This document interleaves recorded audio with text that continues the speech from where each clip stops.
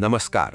कदाचित तुमचा शास्त्रावर विश्वास नसेल आणि ते ठीकही आहे, पण विचार करा, जर एखाद्या माध्यमामुळे आपल्याला आपल्या मुलांचा स्वभाव, त्यांच्या आवडीनिवडी, त्यांचं आरोग्य आणि करिअर याबद्दल आधीच काही महत्त्वाची माहिती मिळणार असेल, तर ती समजून घेण्यात काय हरकत आहे? मुलांच्या पत्रिकेकडे केवळ भविष्य म्हणून न बघता त्यांचा कल समजून घेण्याचं एक साधन म्हणून बघा.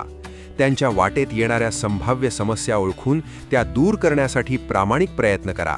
लक्षात ठेवा, मुलांना तुमच्या पैशांपेक्षा तुमच्या वेळेची जास्त गरज आहे. त्यांचे पालक होण्याआधी त्यांचे उत्तम मित्र बना. घराचं वातावरण नेहमी आनंदी आणि उत्साही ठेवा, कारण प्रसन्न घरातच प्रगती नांदते. वास्तूचा विचार करायचा झाला तर पालकांनी स्वतःची बेडरूम नैऋत्य किंवा दक्षिण दिशेला ठेवावी, जेणेकरून घरात स्थिरता राहील.